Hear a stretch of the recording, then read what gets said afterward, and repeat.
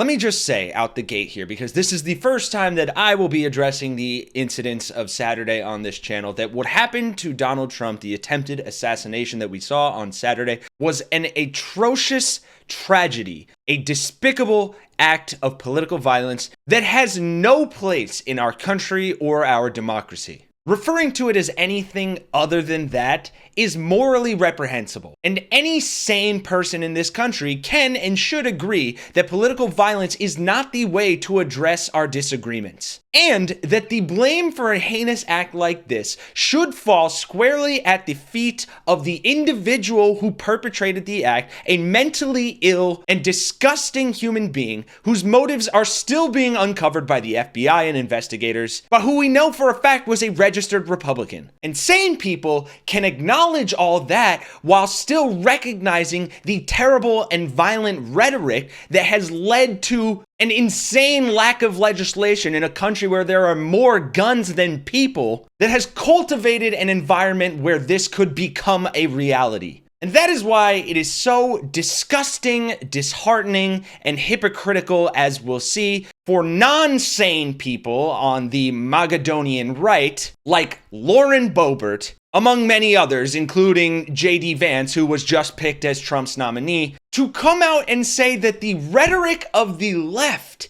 is the thing that led to increased political violence. How dumb do you have to be to even say that, let alone to believe it? Rhetorical question, because the answer is Beetlejuice Boebert dumb. Because without wasting any time after the tragic events of Saturday's attempted assassination and mass shooting, Boebert jumped on the first news network that would take her to spew some disgusting rhetoric that we'll see in a second that got her some immediate and harsh backlash, and for good reason. Take a look. I believe that much of the rhetoric from the left has escalated to this moment.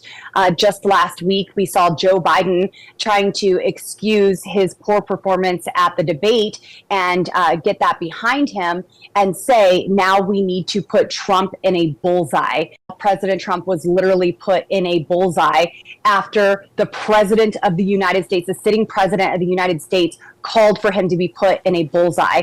I'd like to clarify what you just said. Do you believe that President Joe Biden bears any responsibility for what happened today, or does the responsibility for the shooting lie with the shooter? I do believe that Joe Biden is responsible for the shooting today. Kyle Clark, an innocent supporter of President Trump, someone who loved President Trump and was there exercising their right to support him, lost their life today. Everyone who has called him a fascist, everyone who has called him a threat to democracy, who said that he should be put in a bullseye, as Joe Biden said, they need to have some very deep reflection tonight before another tragedy like this takes place. All right, a lot to unpack there from how disgusting and stupid that all is, but what she's referring to are comments from Joe Biden while on a private phone call with donors last week, where according to Politico, Biden said on the call, "I have one job, and that's to beat Donald Trump. I'm absolutely certain I'm the best person to be able to do that. So we're done talking about the debate. It's time to put Trump in a bullseye." Now, does that come off in a bad light after the events of Saturday? Obviously. Was it meant in any literal sense on a private phone call?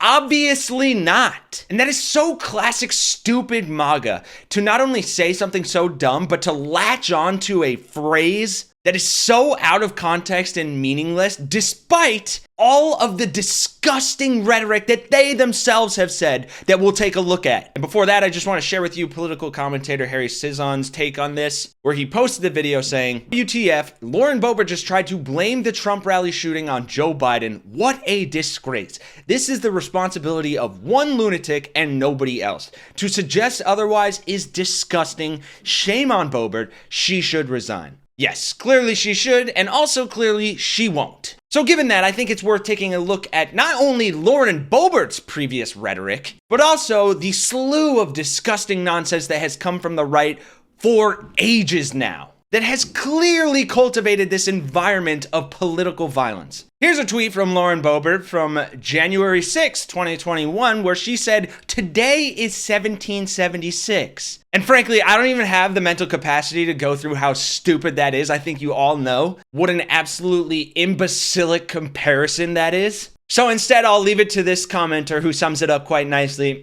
Really more of a Munich 1923 vibe, to be quite honest. And someone else pointing out, just as is the situation in this case, she is complicit. But not only that, this was obviously a clear example of gun violence, and Lauren Boebert, let's just say, doesn't have the best track record of condemning that either. Here are a couple of videos I'll play for you in just a second, where Lauren Boebert was handed a pin honoring the victims of Uvalde's mass shooting, and she threw it in the trash. No acknowledgement, just threw it away as a sitting congresswoman when offered a symbol to support children who were victims of gun violence. Compare that to how she's acting about Trump, and like this commenter says, it is beneath contempt. Thank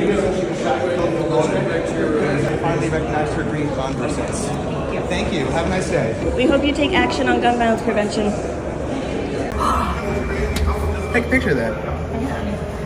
God. Disgusting. What an absolute piece of trash, no pun intended. I wish you could say her name 3 times like Beetlejuice and she'd disappear. But she is far from the only one who is getting backlash from resurfaced comments coming up about their takes on political violence and gun violence. And for anyone on the right claiming that the left's rhetoric is what has led to this violence, just show them this actual Joe Biden campaign ad of Donald Trump's constant promotion of political violence. I'd like to punch him in the face, I'll tell you. Knock the crap out of him, would you? Seriously. Just knock the hell. I promise you, I will pay for the legal fees. 26-year-old Rakeem Jones was punched in the face as he was escorted out of Donald Trump's rally last night. Yes, he deserved it. The next time we see him, we might have to kill him. Very fine people on both sides.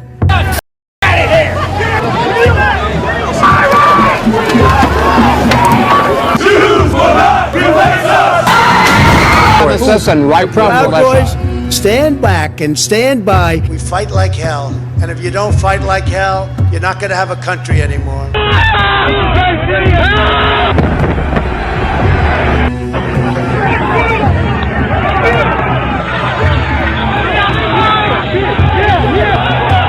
Multiple capital injuries. Multiple capital injuries.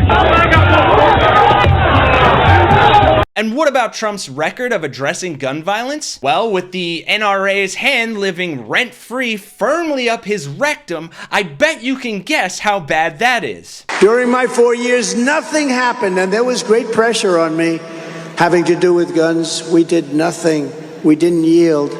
And once you yield a little bit, that's just the beginning. That's the avalanche begins. The avalanche begins. You called it, sir. And for anyone thinking, hey, too soon, man, not cool to come after him like this, let me just remind you of the time where he said we should just get over school shootings. It's just horrible to see that happening. That's just horrible. So surprising to see it here.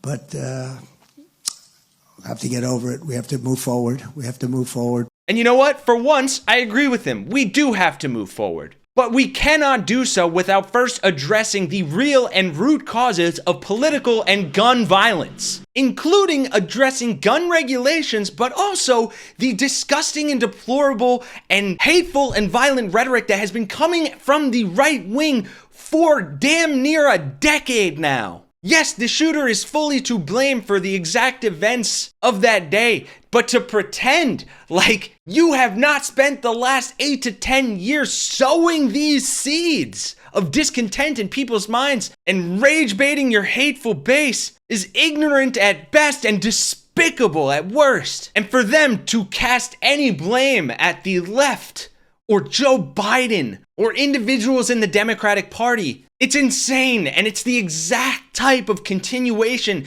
that will make sure that this cycle of violence never comes to an end. And for that, we need to be sure to call them out, to be the change that we want to see, and to not become apathetic to these things. Thank you for watching, folks. For Really American, I'm Kenny Hesse, and I'll see you all in the next one.